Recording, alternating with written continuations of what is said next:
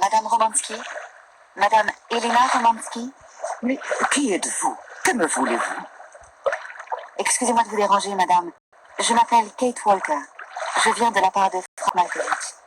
Malkovich, ce vieux brigand. Vous êtes une de ses parentes? Pas exactement. C'est surtout un grand ami de ma mère. C'est lui qui m'a dit que je vous trouverais ici, à Ralbad. Moi, je suis américaine, avocate. Et que me vaut l'honneur de votre visite? Pour venir d'aussi loin, ce doit être bien important. En effet, je souhaiterais vous entretenir d'une affaire délicate et urgente. Je viens de quitter... Plus tard, mon petit, plus tard. Mon mal de tête se réveille. Ces masques sont inconfortables aussi. Il faut que je rentre à l'hôtel. Ayez l'obligeance d'appeler mon valet. Votre valet? Bien sûr.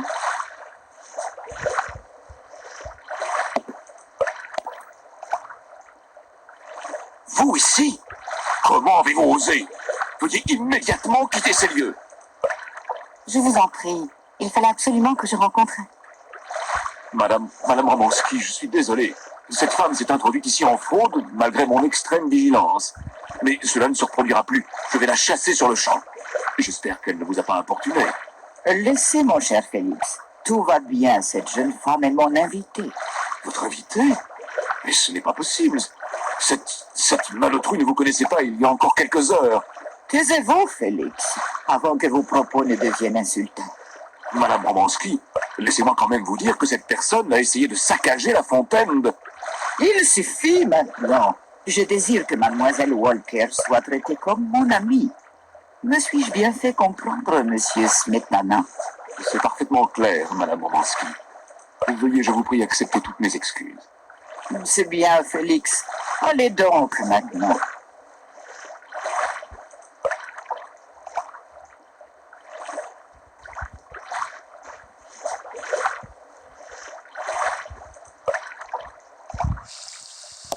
Madame Romansky. Alors, est-ce que James arrive? Ne me dites surtout pas que vous ne l'avez pas encore appelé. Ma pauvre tête. Sonnez mon valet, je vous prie. Nous reprendrons cette conversation à l'intérieur.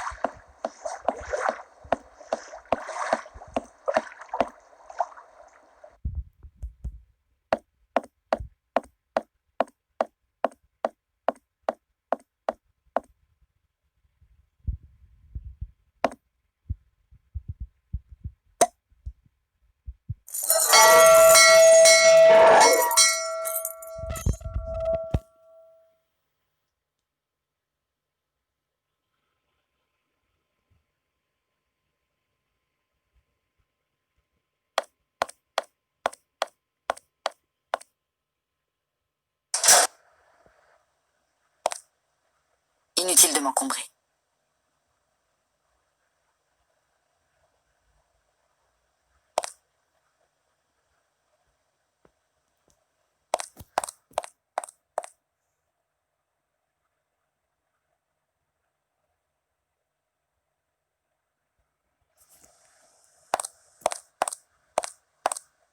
James, qu'attendez-vous?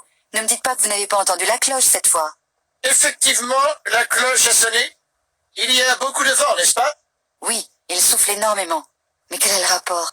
Madame ne veut pas comprendre. Elle dit qu'un automate n'a pas besoin de protection. Mais mon organisme ne supporte vraiment plus ces embruns salés. Je crains de sortir. Et si vous preniez mon masque contre le sel, vous vous sentiriez soulagé? Assurément.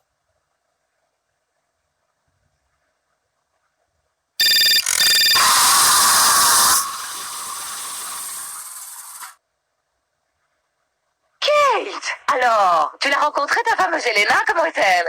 Se souvient-elle de Frank? Bonjour, maman. Oui, je l'ai rencontrée. Elle vit bien à Ralbad désormais. Remercie encore Franck de ma part. Je n'y manquerai pas. C'est joli, Haralbad. Peut-être que Franck accepterait de m'y amener. Oh, tu sais, maman, cette station balnéaire n'est plus ce qu'elle était. Tu serais sûrement très déçue. Tu as peut-être raison. Alors c'est bon, tu vas pouvoir rentrer maintenant, ta mission est terminée. Pas vraiment, maman. Et je n'ai pas encore retrouvé l'héritier qui me permettrait de clore cette affaire. Elena Romanski est, comment dire, une sorte de détour. Écoute, ma petite fille, j'ai la nette impression que cette histoire te fait tourner en rond. Tu devrais rentrer et dire à ton patron que cet individu n'existe pas, ou plus. Tu en as déjà bien assez fait. Veux-tu que je l'appelle pour toi? Maman, je t'en prie, surtout ne t'en mêle pas. Je veux retrouver Hans Vorarlberg autant pour mon client que pour moi. Tu es aussi têtu que ton père. Il ne faudra pas te plaindre après de ne pas avoir écouté ta mère. Je te le promets.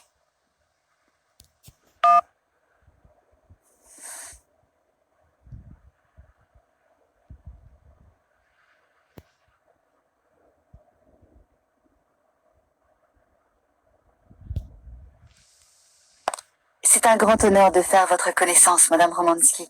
On m'a beaucoup parlé de vous. On parle donc encore de moi? Bien sûr, on ne tarit pas d'éloges sur vous. Vous êtes une des plus grandes cantatrices de ce siècle. J'étais, mon petit. J'étais.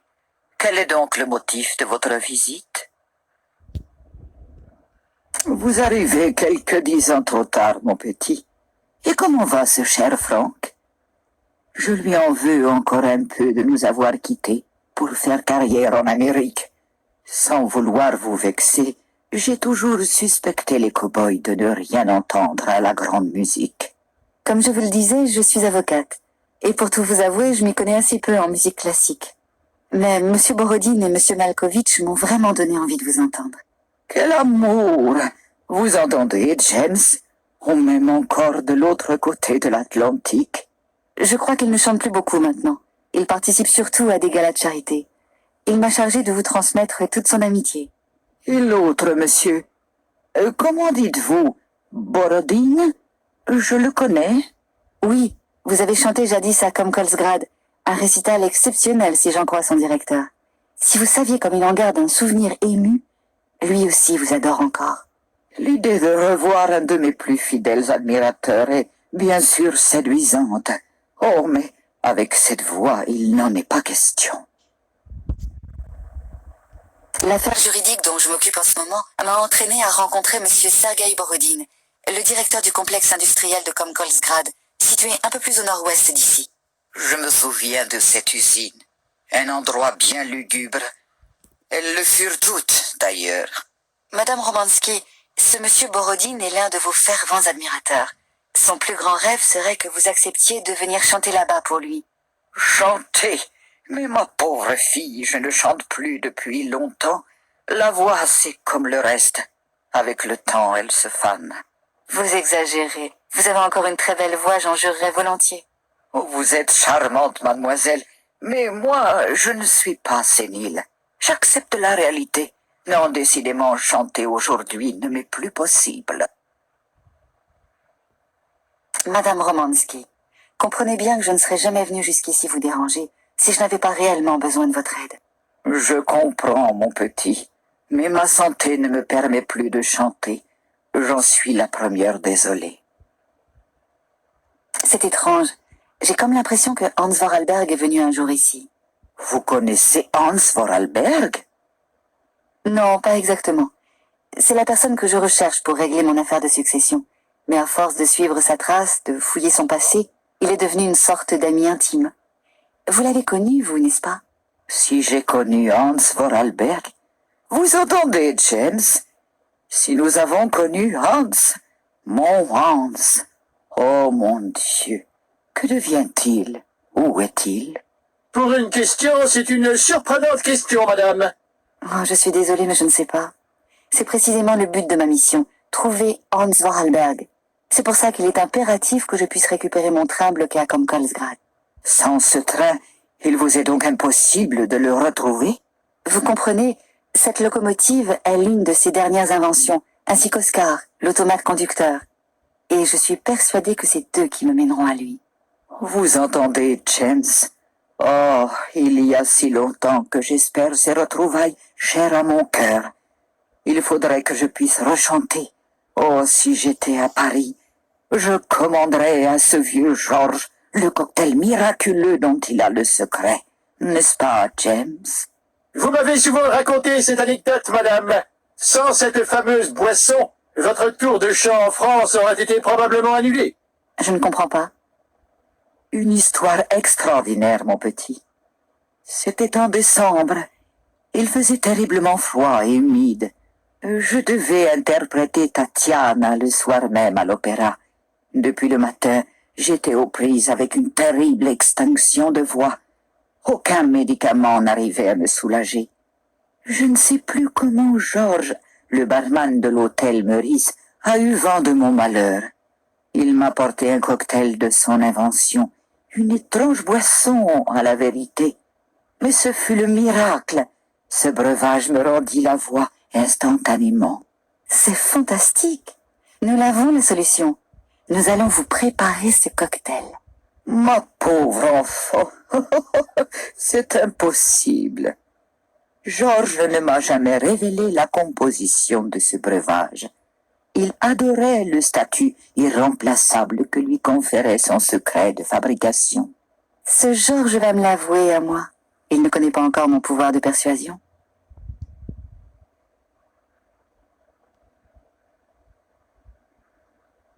Il faut absolument que vous veniez avec moi à Comkolsgrad. C'est à cette unique condition que je pourrai récupérer mon train et ainsi continuer mon voyage. Votre train? Oui, je poursuis ma mission à bord d'une locomotive mécanique, conduite par un automate qui, d'ailleurs, semble bien avoir un lien de parenté avec votre James. Vous entendez, James? Un automate. Vous avez un frère jumeau, et moi qui croyais que j'étais la seule à supporter un valet aussi original. Permettez-moi d'être surpris, madame. Vous restez à votre service. Assurément, je dois être unique. Oscar n'est pas mon valet. Il possède même une grande indépendance de pensée. Bien souvent, il n'en fait qu'à sa tête. Comme vous, James. Comme c'est drôle, n'est-ce pas? Alors, madame ne s'étonnera pas si je lui déconseille fortement d'entreprendre un voyage qui, j'en suis persuadé, la fatiguerait beaucoup trop. C'est à moi d'en décider, James. Moi seul. Je serais curieuse de rencontrer votre automate, mademoiselle. Où est-il? Il est resté avec le train, comme Kolsgrad. Le directeur lui a emprunté ses mains pour les fixer à un automate pianiste chargé de vous accompagner lorsque vous chanterez. Comme c'est adorable! Encore un automate! Et celui-ci capable de jouer pour moi? Oh, pourquoi faut-il que ma voix m'ait abandonnée? Vous avez dû avoir une vie magnifique, exaltante. Oh, plus encore que vous ne pouvez l'imaginer. J'ai chanté les plus grands airs du répertoire dans les plus prestigieuses salles du monde entier. J'ai été acclamé par les rois et les princes. Oh oui, mon enfant, beaucoup étaient à mes pieds dès que j'entonnais les premières notes de mon récital, et j'en ai brisé des verres et des cœurs. Je n'en doute pas. Et puis, un jour, la maladie vous reprend ce que la vie vous a donné. Ma voix s'est mise à me trahir de plus en plus. Je fus bientôt sujette à de fréquentes migraines et ma santé affaiblie. Enfin, on m'a envoyé ici pour bénéficier des bienfaits d'une cure thermale. Ce qui devrait être un bref repos s'est prolongé en un long séjour. Mais vous m'avez l'air en très bonne forme. Je vous remercie quand même. Je vais vous laisser vous reposer. Je vous remercie de m'avoir si gentiment écouté. Ce fut un plaisir, mon petit. Vous êtes une jeune femme charmante, et discuter avec vous m'a fait beaucoup de bien.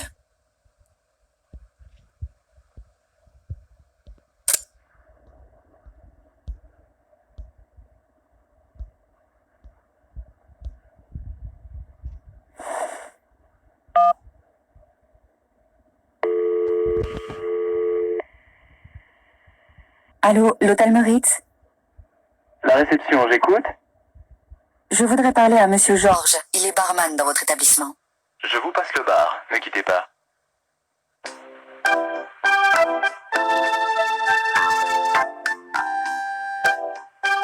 Le bar, à votre service? Bonjour, je voudrais parler à Georges, s'il vous plaît. Georges? Monsieur Georges? Sans doute. Il était barman au Meurice dans les années 50. Ah madame, ça fait belle lurette que monsieur Georges nous a quittés, c'est à quel sujet? On m'a dit que Monsieur Georges préparait un cocktail extraordinaire, connu de lui seul. J'ai absolument besoin d'en connaître la composition. C'est une question de vie ou de mort.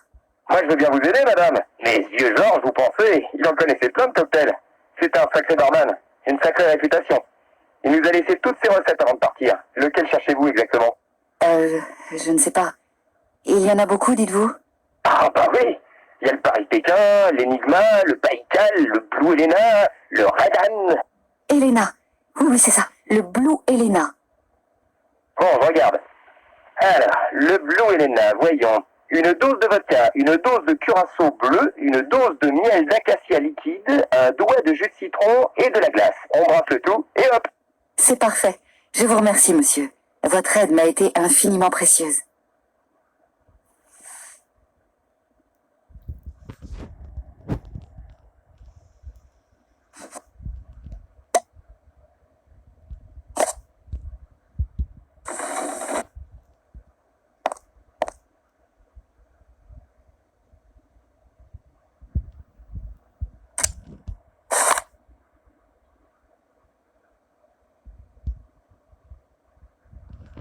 Je me demande comment ça fonctionne. Je me demande comment ça fonctionne.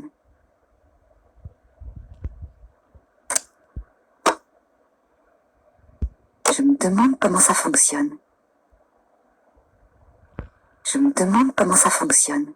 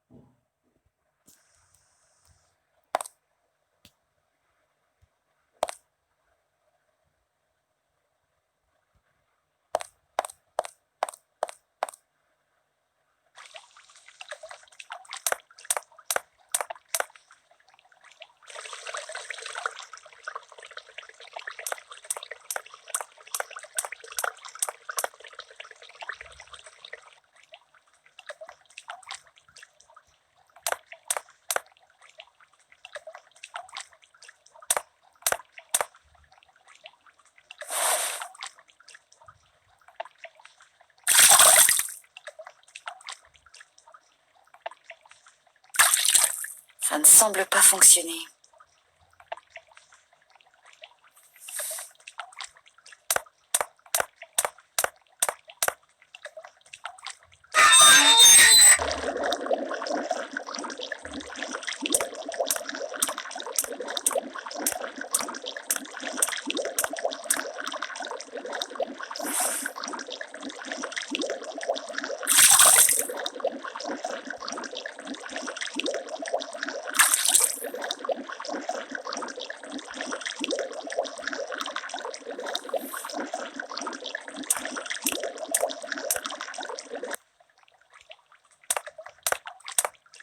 Excusez-moi de vous déranger. Je crois que je devrais y aller avec ma reine. À moins que... Je vois que je vous dérange un peu. Non, je suis matant de coup. Peut-être que le fou conviendrait mieux. Hein, il faut toujours faire confiance au fou. Bon, je m'en voudrais de vous déranger plus longtemps.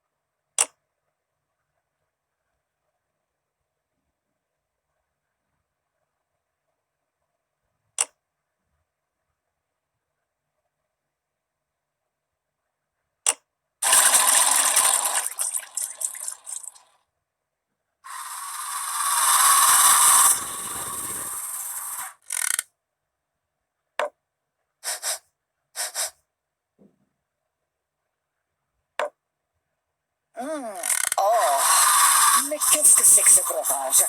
Vous voulez m'empoisonner? C'est un Blue Helena. Impossible. Sa couleur était plus... comment dire? Et puis son parfum davantage...